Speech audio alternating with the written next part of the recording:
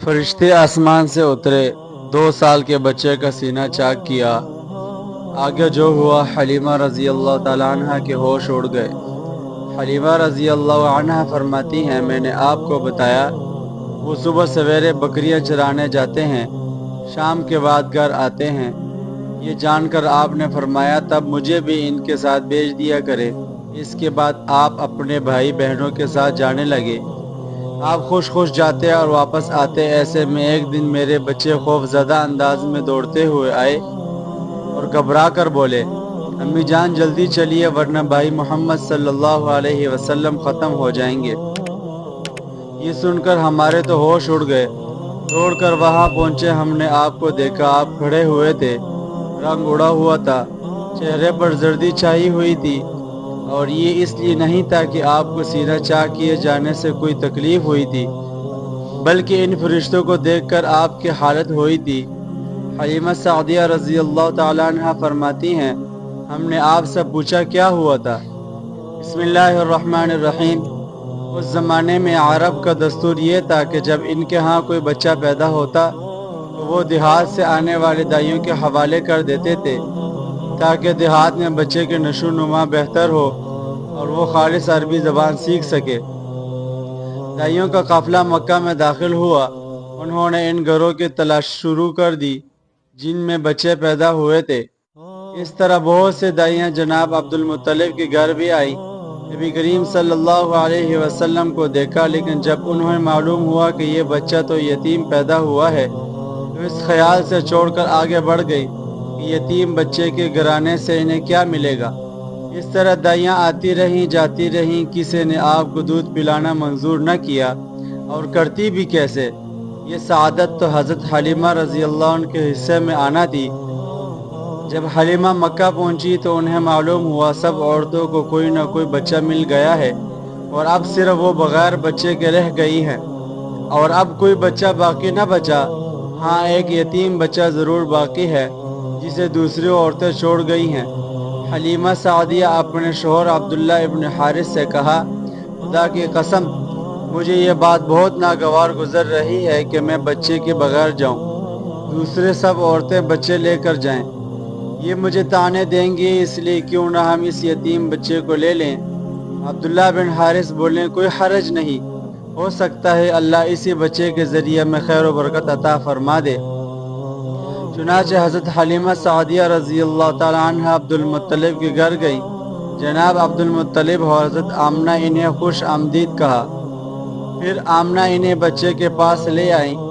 آپ اس وقت ایک اونی چادر میں لپٹے ہوئے تھے، وہ چادر سفید رنگ کی تھی۔ آپ کے نیچے ایک سبز رنگ کا ریشمی کپڑا تھا۔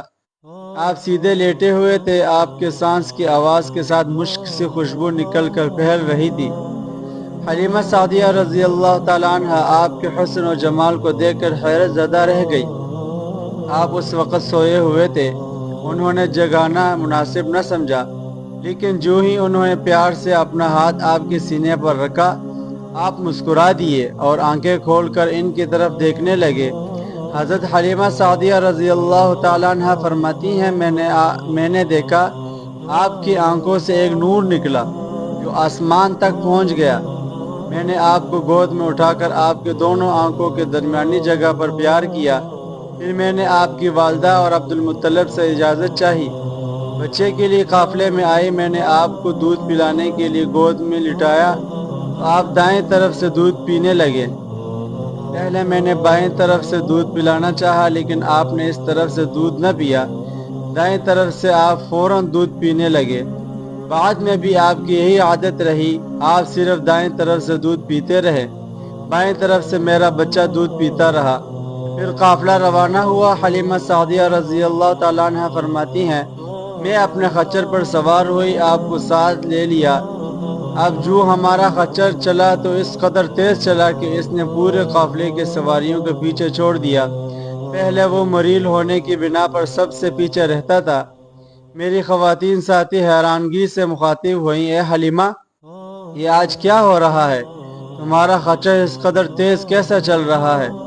کیا یہ وہی خچر ہے جس پر تم آئی تھی اور جس کے لیے ایک ایک قدم اٹھانا مشکل تھا؟ جواب میں ان سے کہا بے شک یہ وہی خچر ہے، اللہ کی قسم اس کا معاملہ عجیب ہے۔ پھر یہ لوگ بنو سعد کی بستی پہنچ گئے۔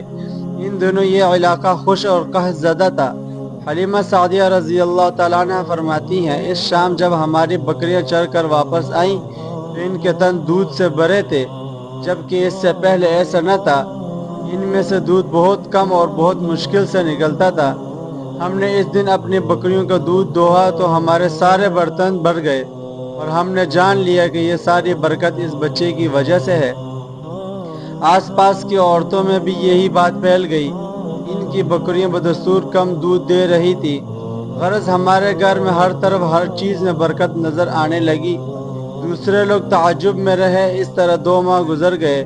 2 ماہ ہی میں آپ چلنے پھرنے لگے۔ آپ 8 ماہ کے ہوئے تو باتیں کرنے لگے اور آپ کی باتیں سمجھ میں آتی تھی۔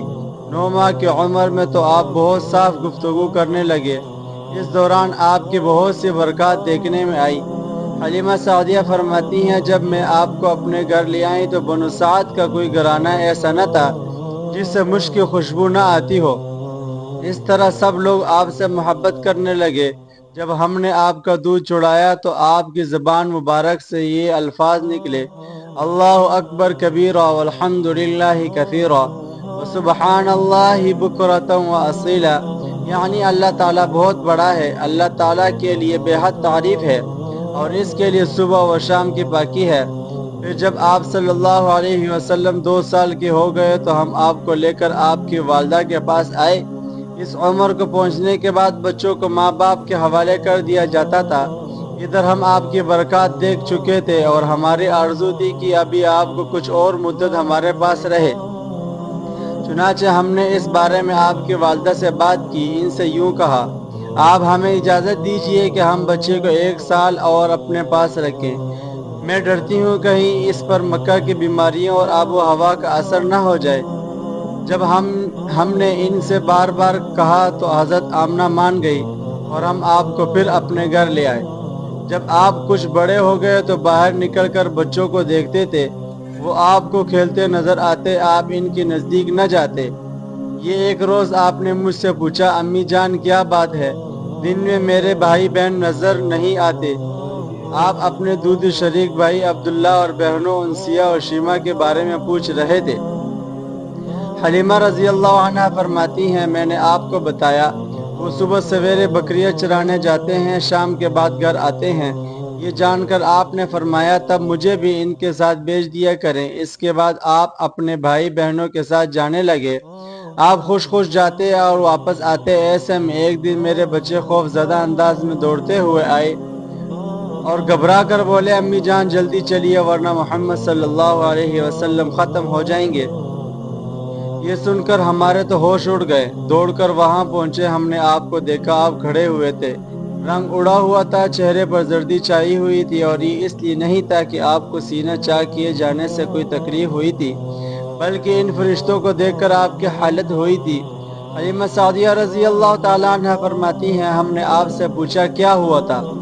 آپ نے بتایا میرے پاس 2 آدمی آئے تھے، وہ سفید کپڑے پہنے ہوئے تھے، وہ دونوں حضرت جبرائیل اور حضرت میکائیل علیہ السلام تھے۔ ان دونوں میں سے ایک نے کہا کیا یہ وہی ہیں؟ دوسرے نے جواب دیا ہاں یہ وہی ہیں۔ پھر وہ دونوں میرے قریب آئے، مجھے پکڑا اور لٹا دیا۔ اس کے بعد انہوں نے میرا پیٹ چاک کیا اور اس میں سے کوئی چیز تلاش کرنے لگے۔ آخر انہیں وہ چیز مل گئی اور انہوں نے اسے باہر نکال کر پھینک دیا۔ میں نہیں جانتا وہ کیا چیز تھی۔ اس چیز کے بارے میں دوسری روایات میں یہ وضاحت ملتی ہے کہ وہ سیاہ رنگ کا ایک دانہ سا تھا۔ یہ انسان کے جسم میں شیطان کا گھر ہوتا ہے اور شیطان انسان کے بدن میں ہی یہیں سے اثرات ڈالتا ہے۔ حلیمہ سعدیہ رضی اللہ تعالی عنہ فرماتی ہیں پھر ہم آپ کو گھر لے آئے۔ اس وقت وہ میرے شوہر عبداللہ بن حارث نے مجھ سے کہا، حلیمہ مجھے ڈر ہے کہیں اس بچے کو کوئی نقصان نہ پہنچ جائے، اس لیے اسے اس کے گھر والوں کے پاس پہنچا دو۔ میں نے کہا ٹھیک ہے۔ پھر ہم آپ کو لے کر مکہ کی طرف روانہ ہوئے۔ جب میں مکہ کے بالائی علاقے میں پہنچی تو آپ اچانک غائب ہو گئے۔ میں اس حواس باختہ ہو گئی۔ اگلی قسط کے لیے چینل کو سبسکرائب کر دیں۔ ملتے ہیں اگلی ویڈیو میں۔ السلام علیکم۔